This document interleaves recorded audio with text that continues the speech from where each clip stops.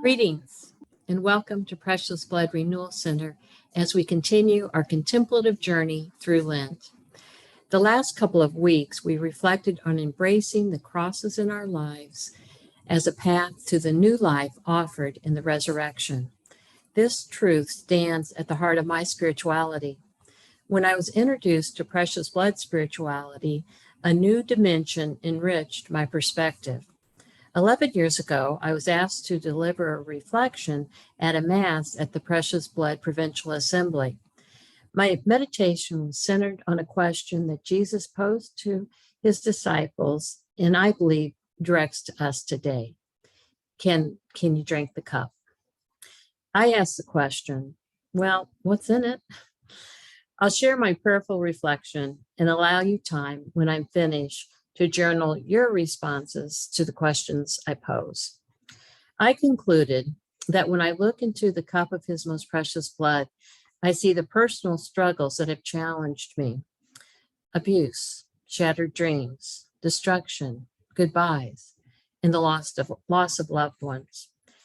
My view of the cup is different now, as wounds that have shaped me have been healed by embracing these crosses. I ask you, what are your personal struggles contained in the cup?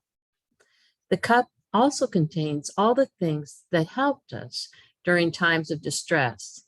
I included having a close friend in Jesus, unconditional love of family, support of friends, outreach of total strangers, resilience, and drive. I ask you, what are those things that helped you during difficult times? They are also in the cup.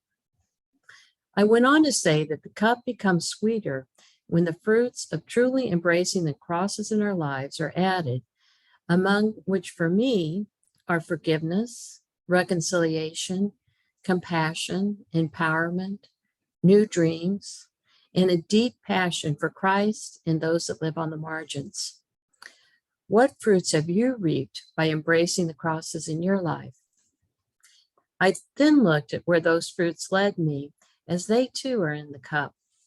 For me, it included the inner city, under bridges, homeless camps, Catholic worker houses, Just Faith, the slums of Kenya and Uganda, an orphanage in Honduras, missionaries of the Precious Blood, Washington, D.C., Jefferson City, and Topeka.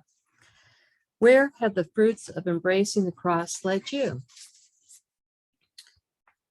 These places brought to the cup poverty, homelessness, injustice, and struggle, that they also added solidarity, over-the-top hospitality, advocacy, courage, and a sense of oneness with all of God's creation. What attributes were added to the cup by the places you were led when embracing the cross? As one human family, the joys and sorrows of the world are also contained in the cup. We definitely find the heart-wrenching struggle of the Ukrainian people. That adds fear, hostility, violence, greed, war, thirst for power, death, loss, grief, and so much more to the cup. But it also adds unbelievable strength, courage, love, in unity as people of different cultures and ideologies reach out to do what they can to lift up the people. At the end of the talk, I concluded, yes, I can drink the cup, a universal communal cup where the dying becomes rising, where the cross becomes resurrection, and where the cup of sorrow becomes the finest of wines and stands at the source of our salvation, our liberation, our joy, and our hope. I will pull up a slide with the questions I have posed and invite you to pause the video and take some time on your Lenten journey to journal your responses. Allow your words to be born from the recesses of your heart where the Spirit dwells. Once you're finished, please return to the video.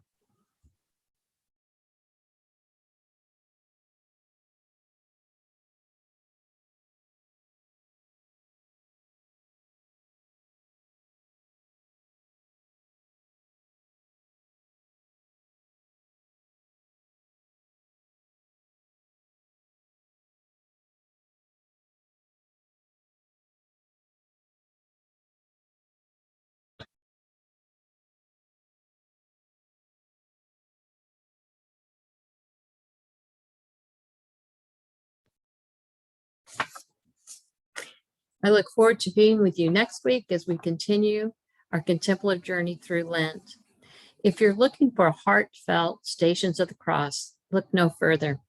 The Precious Blood Renewal Center staff created Way of the Cross, a visual meditation. Please check it out. Let's continue to pray for the people of Ukraine. May they feel the loving embrace of our God in the warmth of our sincere prayers. May the good Lord bless you, keep you, and hold you close.